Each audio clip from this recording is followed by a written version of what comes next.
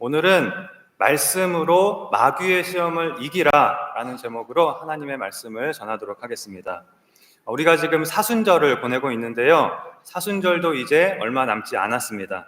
다음 주일이면 벌써 종려주일이 되고요. 이제 바로 이어서 사순절의 마지막 한 주간인 고난주간이 시작이 되고, 그리고 나서 우리가 부활절을 맞게 됩니다.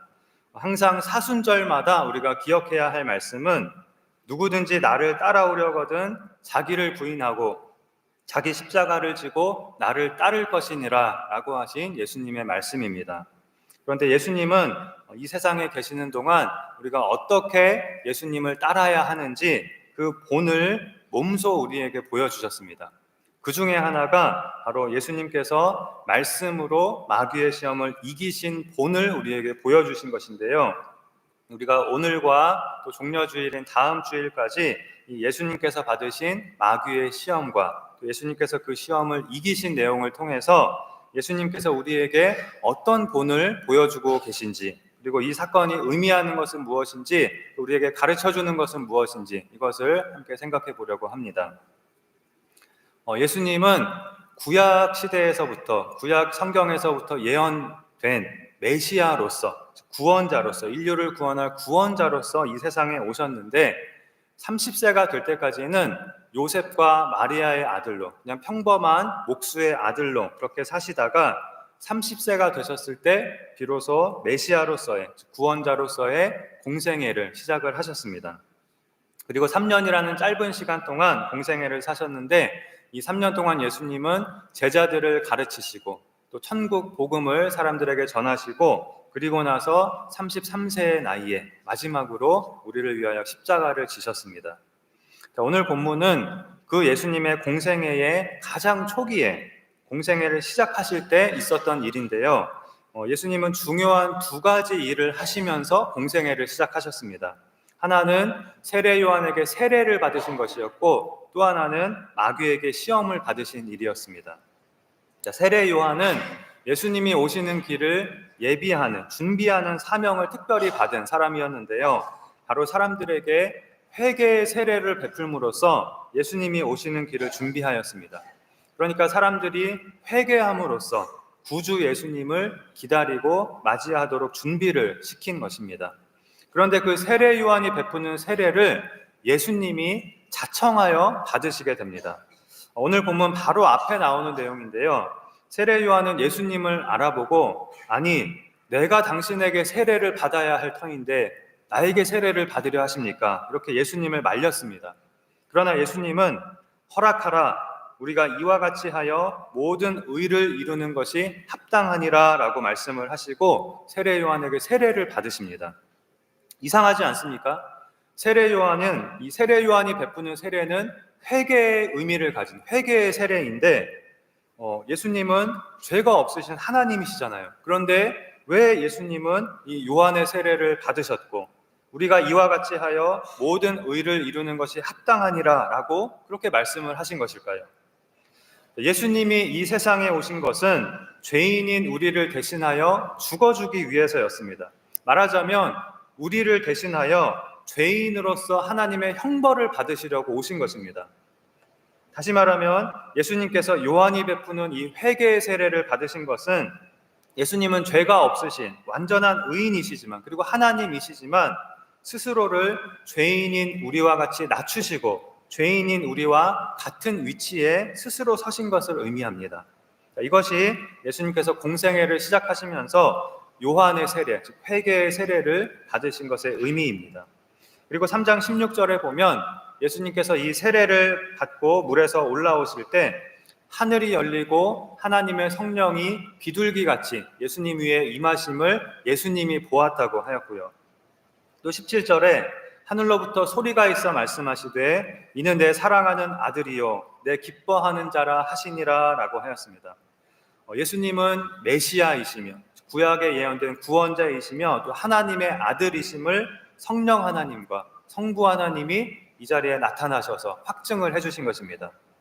그리고 나서 이제 이 세례 사건이 있은 후에 예수님은 40일 동안 금식 기도를 하시고 마귀에게 시험을 받게 되시는데요. 마귀의 세 번의 시험을 모두 말씀으로 물리치시게 됩니다. 그 내용이 오늘 본문인 마태복음 4장에 기록이 되어 있는데요. 예수님께서 마귀의 시험을 물리치시는 이 내용을 우리가 오늘과 다음 시간에 두 번에 걸쳐서 살펴보려고 합니다. 예수님께서 공생애를 시작하시면서 마귀의 시험을 받으신 것은 우연한 일이 아니었습니다. 앞에서 이 요한의 세례를 받으신 것과 같이 중요한 목적이 있었습니다. 예수님께서 세례를 받으실 때 성령 하나님과 성부 하나님께서 나타나셔서 예수님이 하나님의 아들임을 선포를 하셨는데, 예수님께서 마귀의 시험을 이기고 승리하신 이 사건도 마찬가지로 예수님이 하나님의 아들이시여 메시아이심을 확증해주는 그런 역할을 하고 있습니다. 그리고 예수님께서 마귀의 시험을 이기신 이 사건은 우리에게 중요한 몇 가지를 말해주고 있는데요. 첫째는 우리의 대적자가 누구냐? 우리의 대적자는 바로 마귀라는 것을 말해주고 있습니다. 오늘 본문에서 예수님은 저 하늘에서 천상에서 하나님으로서 마귀와 싸우신 것이 아닙니다. 요한의 세례를 받으시고 우리와 똑같은 입장에 서신 후에 사람으로서 마귀의 시험을 받으신 것입니다. 예수님께서 이 세상에 오신 것은 내가 이 전능한 능력으로 슈퍼파워로 마귀를 멸하고 너희를 구원할 것이다, 이것이 아니라, 그래서 세상에 오신 것이 아니라 우리와 같이 되셔서, 우리와 같은 사람이 되셔서 우리의 죄를 대신 지시고 십자가를 지시기 위함이었습니다. 그래서 사람의 몸을 입고 이 세상에 오신 것이었습니다. 그런데 예수님이 이 요한의 세례를 받으시고 우리와 같은 입장에 서셔서 제일 처음으로 하신 일은 바로 마귀의 시험을 받으시는 일이었습니다. 이것은 우리가 물리치고 이겨야 할 실질적 대적자가 바로 마귀라는 사실을 우리에게 가르쳐주고 있습니다. 에베소서 6장 12절에 우리의 씨름은 혈과 육을 상대하는 것이 아니요 통치자들과 권세들과 이 어둠의 세상 주관자들과 하늘에 있는 악의 영들을 상대함이라 라고 하였습니다. 여기에 나온 용어들은 이 세상의 통치자들을 말하는 것이 아니고 전부 다 마귀를 가리키는 용어들입니다. 우리의 씨름은 혈과 육에 대한 것이 아니요 마귀를 상대하는, 이 눈에 보이지 않는 마귀를 상대하는 영적 싸움이라는 것입니다.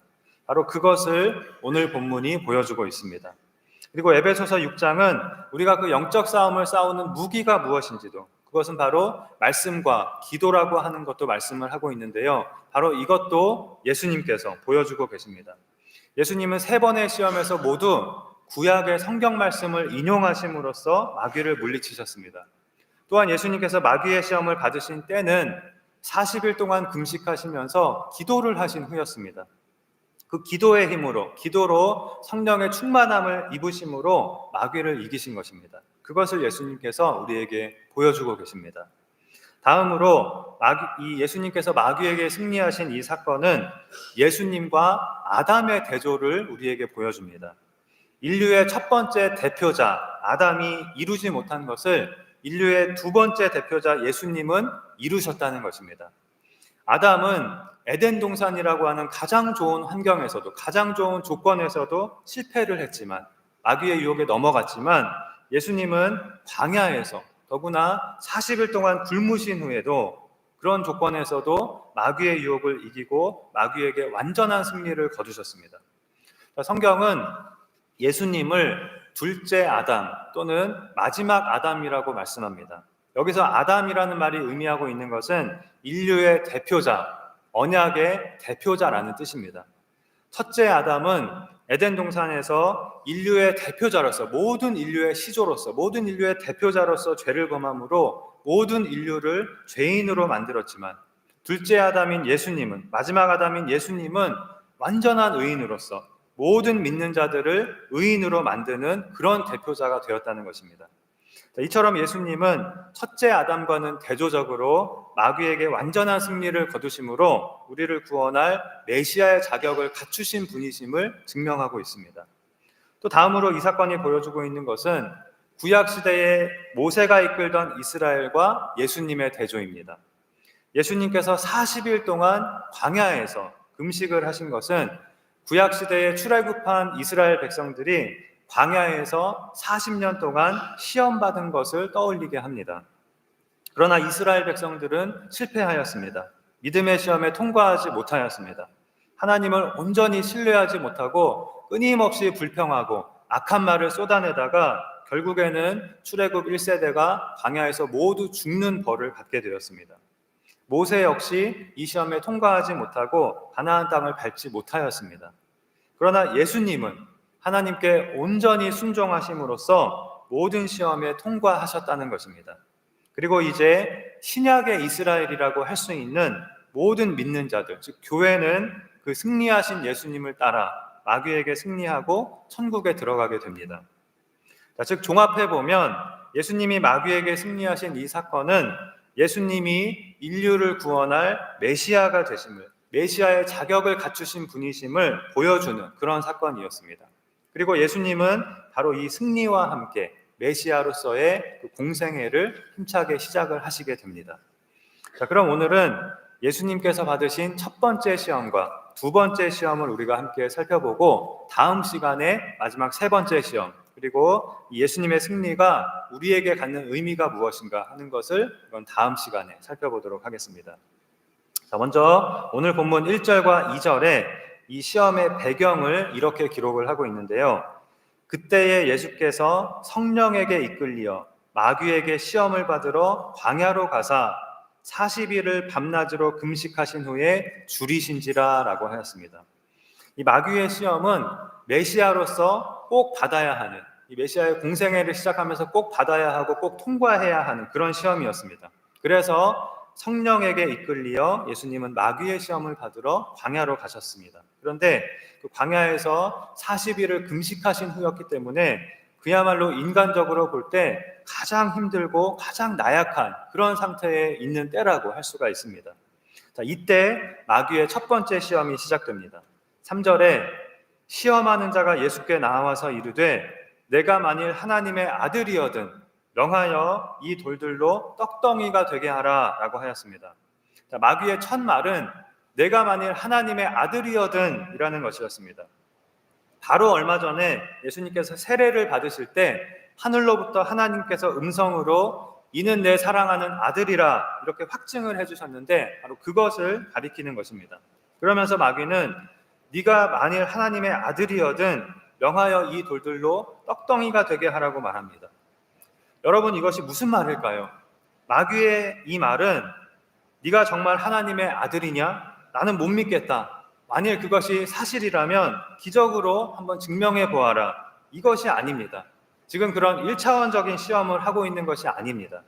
예수님이 하나님의 아들이라는 것은 마귀도 알고 있고 예수님도 알고 계셨습니다. 그것을 증명하라는 것이 아닙니다. 그럼 무엇일까요? 자, 이 시험은 예수님이 하나님의 아들이라는 사실을 교묘히 이용해서 예수님이 그러한 자신의 특권을 남용하도록 유혹하는 그런 시험이었습니다. 당신은 하나님의 아들이 아닙니까? 그런데 왜 40일 동안 굶고 이렇게 배고픈 상태로 있습니까? 이제 40일 금식도 끝났으니 이 돌들을 떡덩이가 되게 해서 드십시오. 그리고 줄인 배를 채우십시오. 당신은 충분히 그렇게 할 수 있지 않습니까? 그럴 자격이 있지 않습니까? 라는 것입니다. 마귀의 유혹은 단지 이것이었습니다. 돌을 떡으로 만들어서 줄인 배를 채우라는 것입니다. 이것이 참으로 교묘한 유혹인 것은 여러분, 돌을 떡이 되게 한다고 해서 그것이 누구에게 해가 되는 일입니까? 그것이 나쁜 일입니까? 아니잖아요. 그리고 40일 금식도 이제 끝났는데 줄인 배를 채우는 것이 잘못은 아니잖아요. 실제로 예수님께서 행하신 기적들 중에 우리가 너무나 잘 아는 오병이어의 기적도 있지 않습니까? 떡 5개와 물고기 2마리로 오병이어로 5,000명을 먹이신 사건입니다. 그러나 중요한 것은 지금 여기서는 기적으로 음식을 만드는 것은 하나님의 뜻이 아니었다는 것입니다. 왜냐하면 예수님은 지금 하나님이 아닌 인간으로 살기 위해 이 땅에 사람의 몸을 입고 오셨기 때문입니다. 우리를 구원하기 위해서 우리와 똑같은 인간이 되셔서 우리와 똑같은 방법으로 음식을 마련하고 온전한 인간으로 살기 위해서 사람의 몸을 입으신 것입니다. 따라서 예수님이 자신을 위해서 기적을 행하시는 것은 하나님의 뜻이 아니었습니다.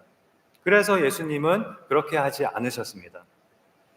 돌을 떡이 되게 하는 것 자체는 본질적으로 잘못된 것이 아닙니다. 나쁜 일도 아니고 그것은 죄가 아닙니다. 그러나 마귀는 그것으로 교묘히 하나님의 뜻을 거스르도록 유혹을 한 것입니다. 여기서 우리는 마귀의 유혹의 굉장히 중요한 특징을 발견하게 됩니다. 성경은 마귀를 거짓말하는 자라고 말씀합니다. 속이는 자라고 말합니다. 그러니까 마귀는 속이는 일의 최고 전문가라는 것입니다. 그래서 티나게 1차원적으로 우리에게 접근해서 속이는 것이 아니라 아주 교묘하게 속입니다. 교묘하게 우리를 유혹합니다. 너 가서 나쁜 짓 해. 너 가서 저거 훔쳐.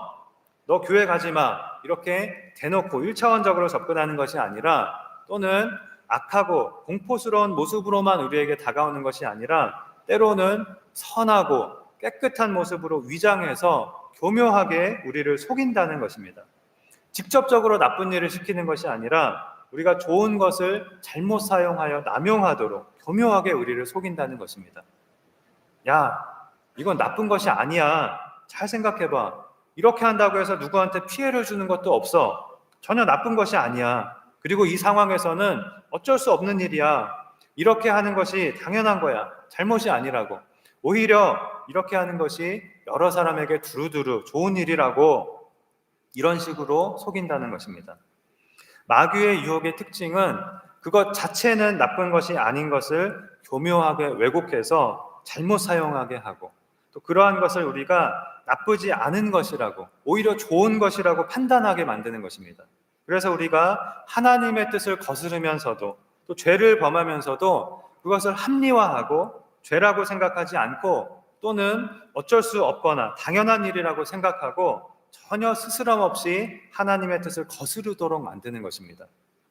바로 이러한 마귀의 유혹의 교묘한 측면 때문에 얼마나 많은 그리스도인들이 제대로 된 신앙생활을 하지 않고 엉터리 신앙생활을 하고 이 세상에서 하나님의 자녀로 살아가는 일에 실패하고 있는지 모릅니다. 바로 우리가, 마귀가 박수를 치며 좋아할 만한 그런 신앙생활을 하고 있는지 모릅니다. 그렇지 않습니까?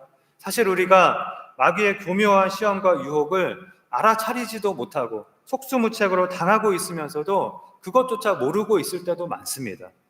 하나님의 뜻을 어기고 내가 죄를 행하고 있으면서도 이것은 나쁜 것이 아니라고 스스로를 속이고 합당한 이유를 갖다 붙이고 죄 짓는 것을 합리화하고 미화하고 있는 모습이 우리의 삶 속에 많이 있을 수 있다는 것입니다.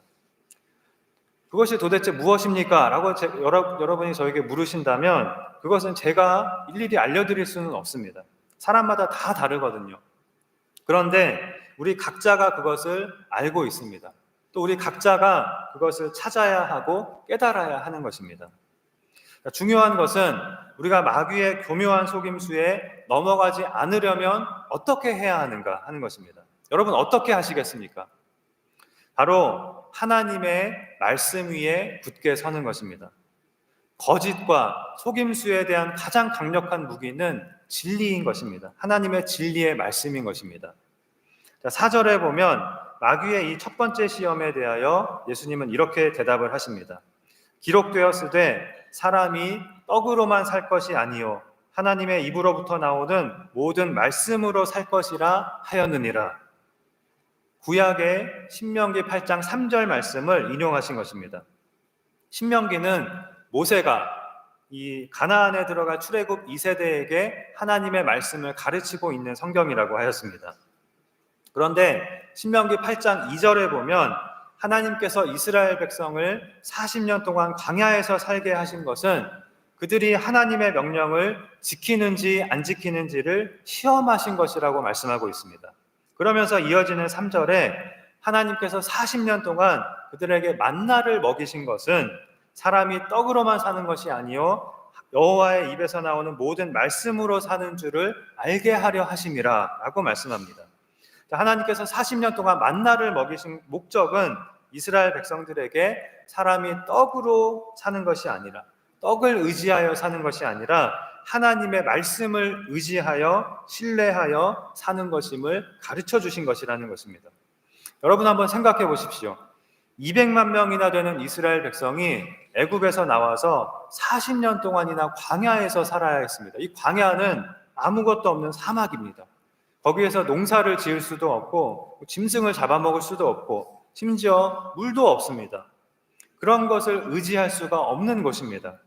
이스라엘 백성은 오직 그들을 돌보아 주시겠다고 약속하신 그 하나님의 말씀만을 신뢰함으로 광야에서 살아남아야 했습니다.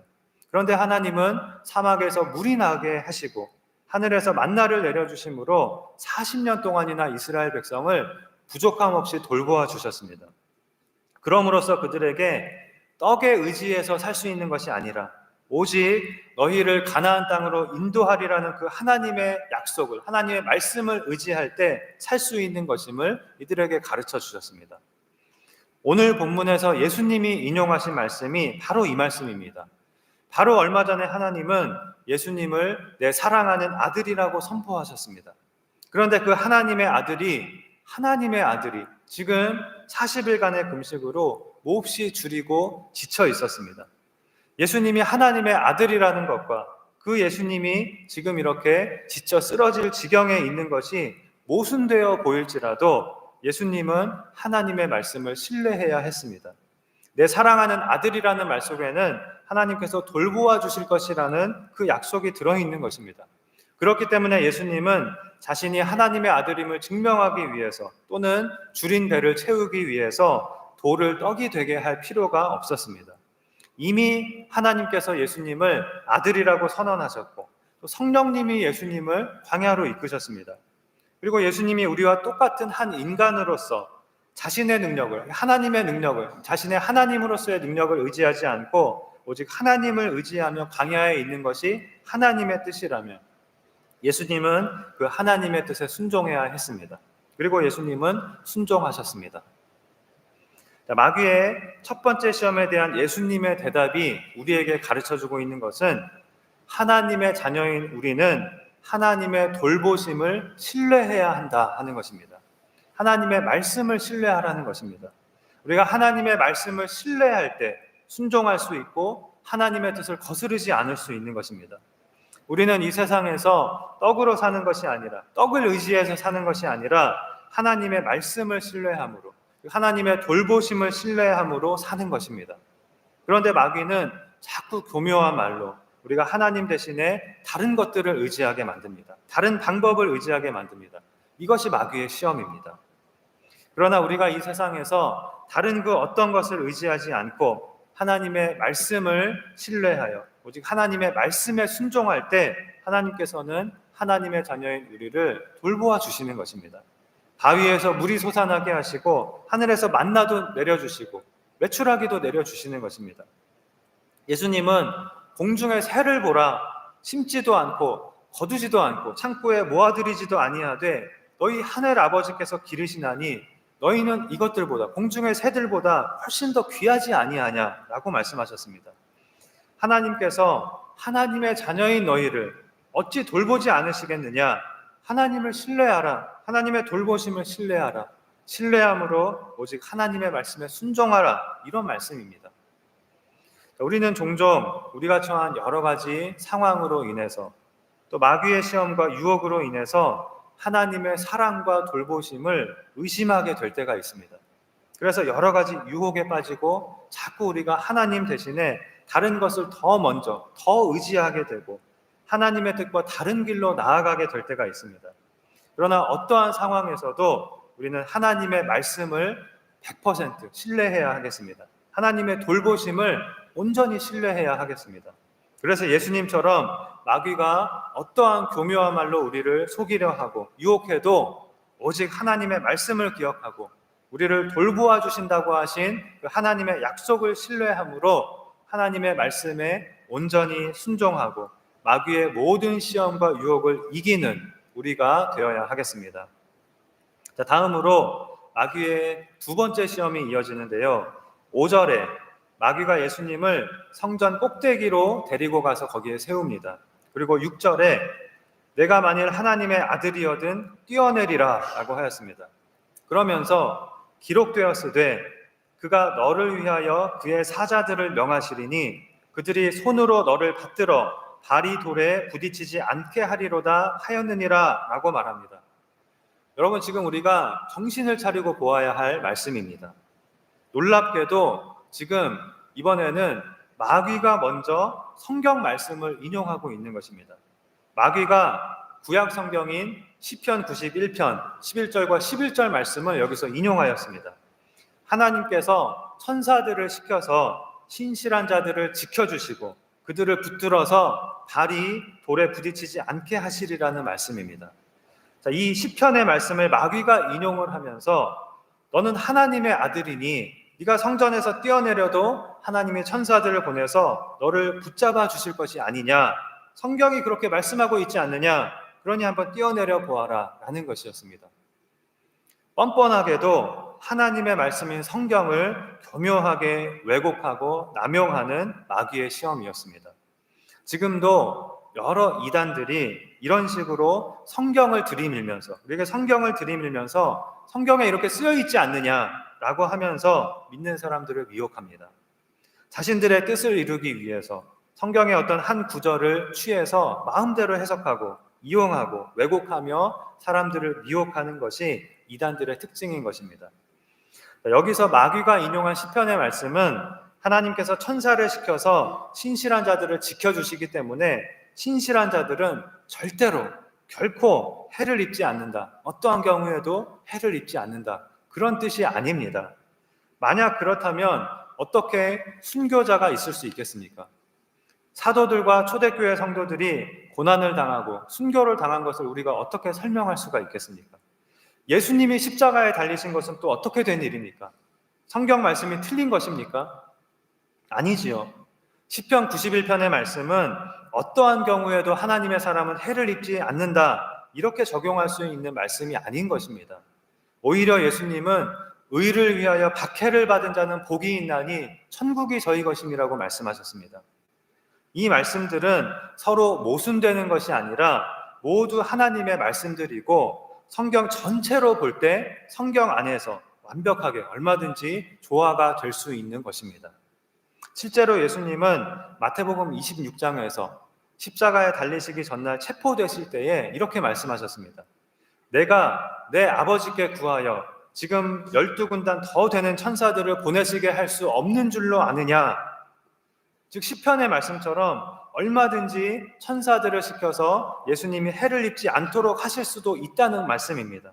그러나 그것은 하나님의 뜻이 아니기에 내가 지금 이들에게 체포되어서 십자가에 달려 죽는 것이 하나님의 뜻이기 때문에 내가 그것을 위하여 이 세상에 온 것이기 때문에 그렇게 하는 것이다 라는 예수님의 말씀입니다.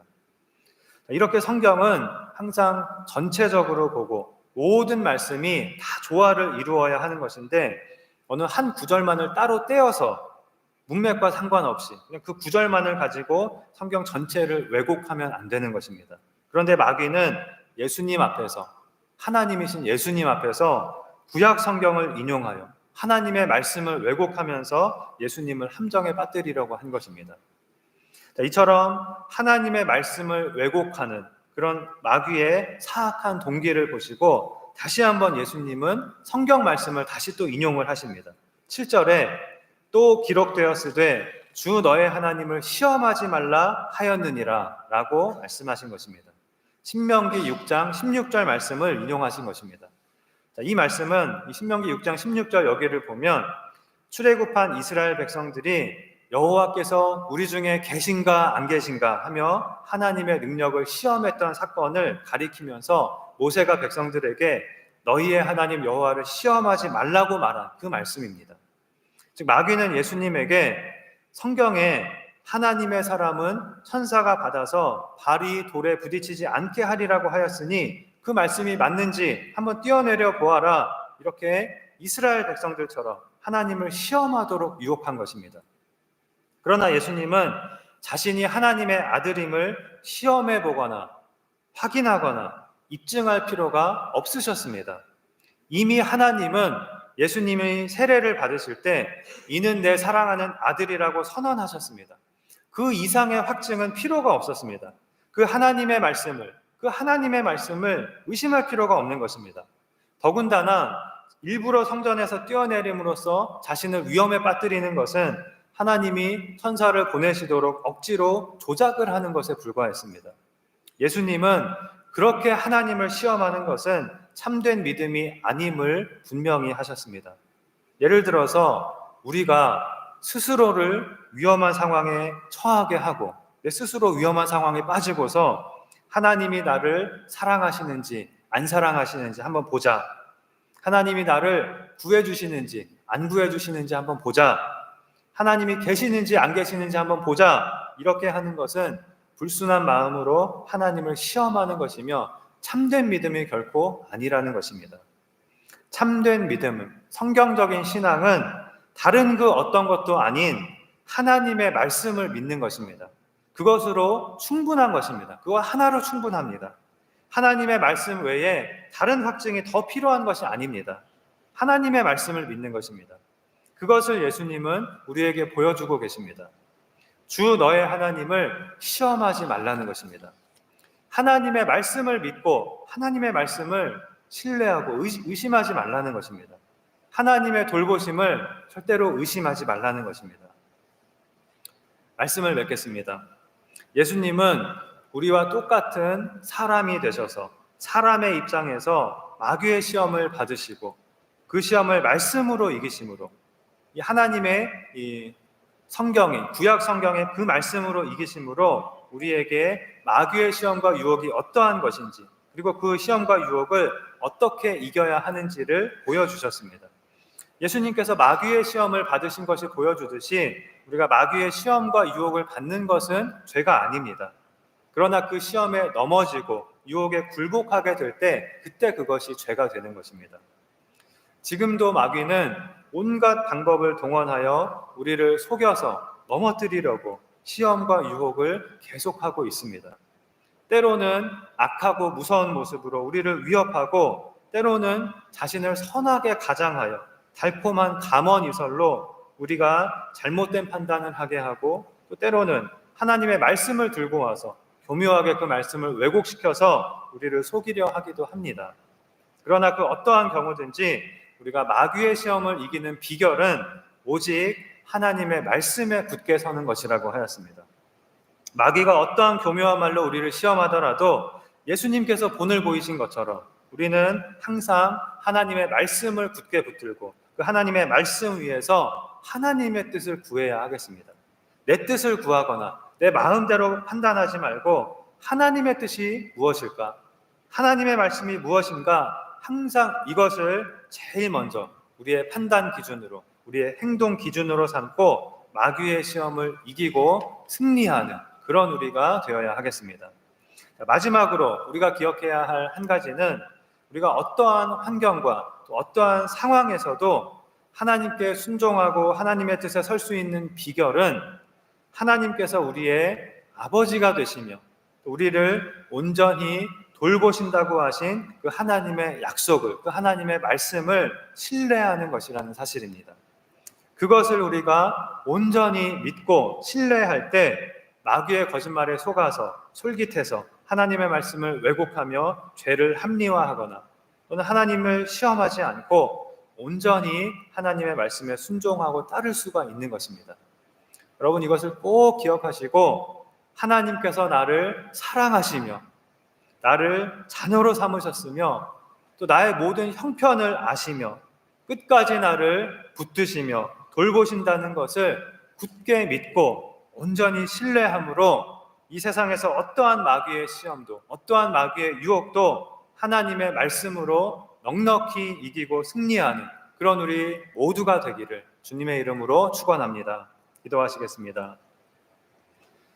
하나님 아버지, 예수님께서 우리를 구원하기 위하여 이 세상에 오셨을 뿐만이 아니라 사람이 되신 주님께서 몸소 마귀의 시험을 받으시고 말씀으로 마귀를 이기는 본을 우리에게 보여주신 것을 감사합니다.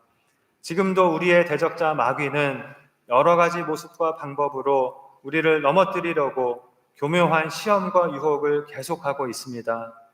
그러나 주님께서 말씀으로 마귀의 시험을 물리치신 것처럼 우리도 오직 하나님의 말씀을 굳게 붙들고 하나님의 뜻만을 온전히 따름으로 승리하는 삶을 살게 하여 주시옵소서. 특별히 남은 사순절 기간 동안 우리가 말씀과 기도에 힘쓰며 성령의 충만함을 받음으로 우리의 죄와 잘못된 모습들을 깨닫고 회개하며 돌이켜서 변화되는 삶으로 나아가는 우리 모두가 되도록 인도하여 주시옵소서. 믿사오며 예수님의 이름으로 기도하옵나이다. 아멘.